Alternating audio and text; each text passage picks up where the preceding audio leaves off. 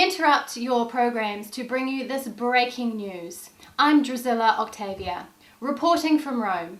Our top story today comes from the tomb of Arimathea, where there are bizarre reports that a crucified Jewish criminal, Jesus of Nazareth, has risen from the dead and escaped his tomb. We now go live to our Judea correspondent, Ridiculous Accentius. Ridiculous, can you explain to us what is going on there? Well, unfortunately, Drusilla, I can't really explain what's going on over here. It's really rather odd, if you ask me.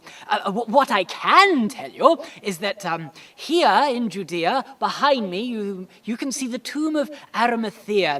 Now, what is being said is that the body of the criminal Jesus of Nazareth, who was crucified just a few days ago, was placed in this tomb. Now, the bother of it is that currently this tomb is empty, as you can see.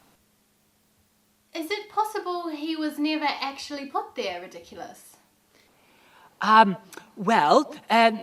trouble with that is I have been speaking with Mr. Arimathea, the owner of this tomb, and apparently he claims that he requested the body of Jesus of Nazareth from Pilate after the crucifixion, and it was granted to him, and his story checks out, you see.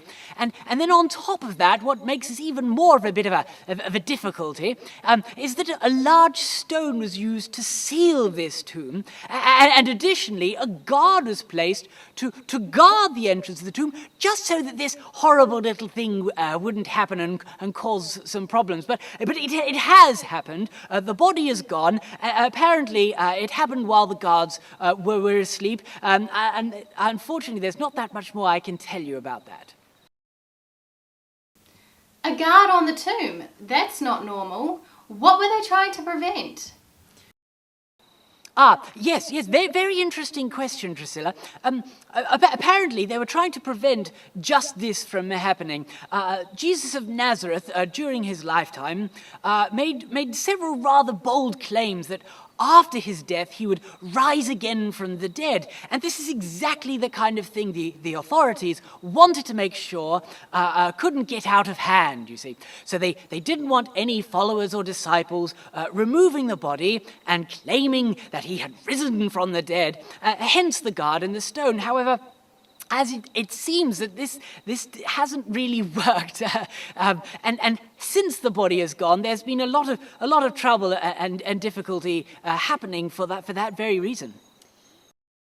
Is there any evidence that the disciples have stolen the body? Right. Well, the guard's testimony, they testify that they were asleep, and during that time the disciples came and stole the body. However, unfortunately, there are rumors that the guards are actually paid to tell this story,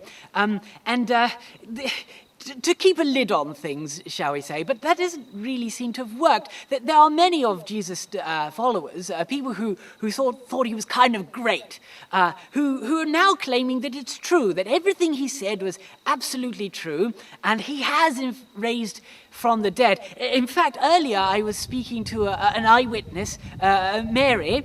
She claims that after this event happened, she actually saw Jesus of Nazareth alive in the garden, and she says she knows it's him because she'd spent quite a lot of time with him in his life and recognized him. So claims and stories like this are really not helping the situation, and many people are going a little bit crazy, saying that he is risen, and this empty tomb is the evidence for that. And that is the current situation here in Judea, as I've reported it to you. Thank you, Ridiculous. And we will bring you more news on the resurrection of Jesus of Nazareth as it becomes available. And next, pardoned criminal Barabbas. Where is he now? Coming up after the break.